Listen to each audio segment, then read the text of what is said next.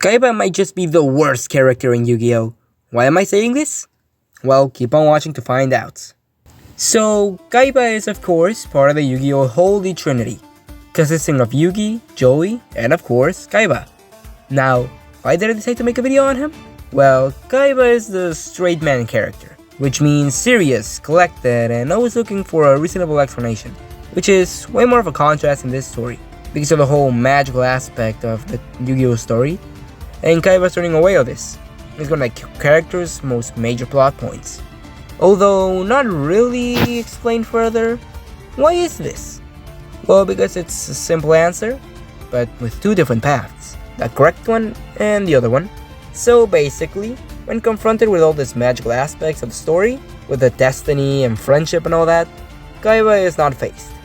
And this is where we get into the real psychology behind Kaiba. Kaiba, since he was a little kid, had two things in mind: taking advantage of every situation to be better, and his brother Mokuba. Then, both going hand to hand, have always a way to have something to gain, for himself and his brother Mokuba to have a better life. This because they were orphans left at an orphanage since they can remember, being picked on by other kids, and this caused Kaiba, first named Seto, to really develop a need to protect his little brother. But being such a smart kid, even smarter than most adults around him, he did this in a most subtle way. Since infancy, Seto wanted power. Seto and Mokuba kept on living in the orphanage and evading any problems that could come their way.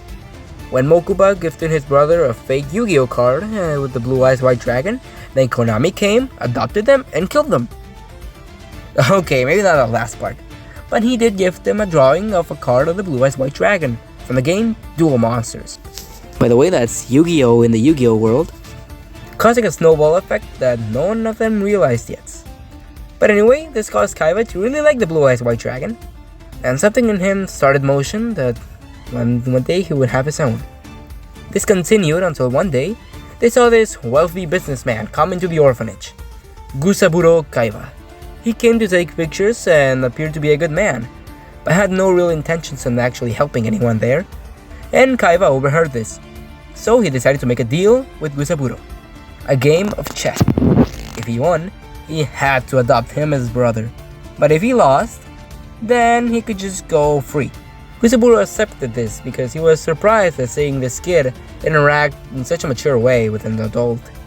And so, they went in hand and started a really intense game of chess, where Gusaburo was defeated by Seto, getting him and his brother adopted by a wealthy man, and securing a better life for him and his brother, and thus acquiring the last name and what everyone else calls him, Kaiba.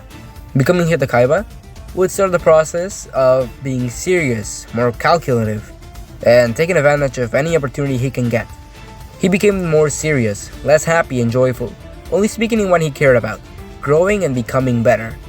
During his early years, Kaiba was tested by his stepdad, hoping that he would fail secretly, but he always came out winning from these tests, gaining a fortune of his own, becoming a business genius, learning to control companies and how to run them before he was even a teenager, and by doing so, was eventually able to buy out his stepfather's company from underneath him, acquiring in secret more percent of the company than him, and thus becoming the new proud owner of one of the biggest companies in the world as a preteen.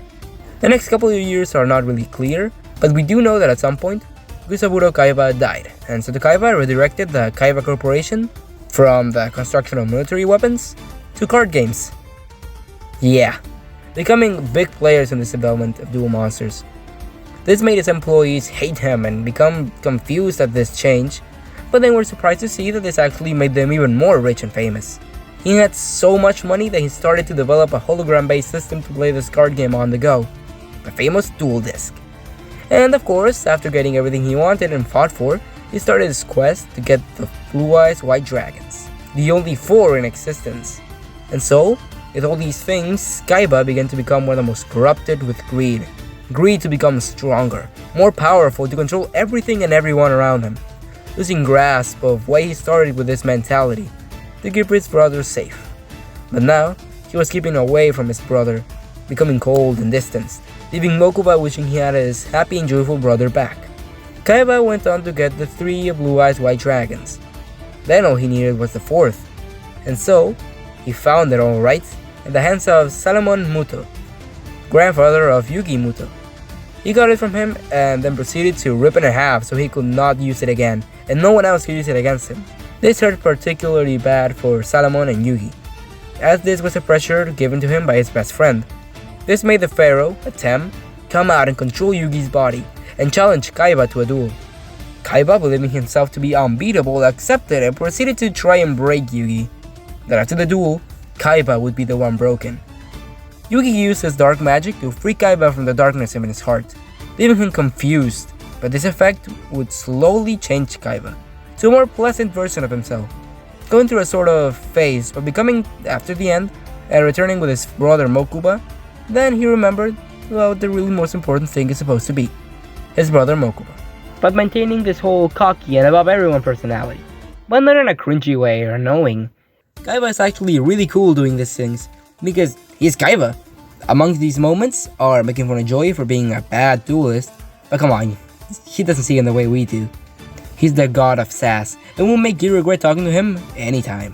One time, him and Mokuba had to get into this bad guy's base real quick, and so he casually went to a car dealership, bought a car, and went.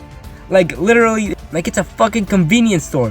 One time, he wanted to prove he was the best so bad that he literally invented time travel to go back in time to duel the pharaoh because he left our timeline to go back to his in the end of the series. And it's implied that he knew he wasn't gonna come back from the strip. Like, he didn't just do it for humanity, he literally just invented time travel to beat his rival, and he knew he would die in the process. This dude is so fucking epic, I swear.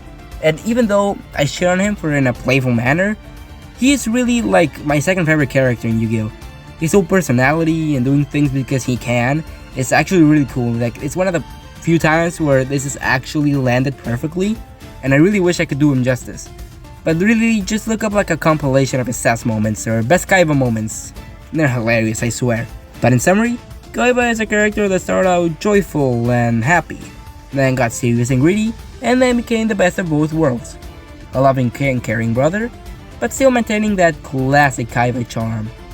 Now you might be wondering, why did I say he was a bad duelist? Well, because he's my girlfriend's favorite, so I do it to bother her. But yeah, Kaiba is actually a really interesting and complex character, with a really fulfilling backstory, and there are tons of other aspects on his philosophy that I didn't even get into, but they go hand in hand with what I covered here, pretty much the basis. So, I really hope you enjoyed listening to me talk about a PS5 looking ass character. If you did, make sure to subscribe or leave a comment to the video or a like. And so, until the next time our devices connect, I'll see you then.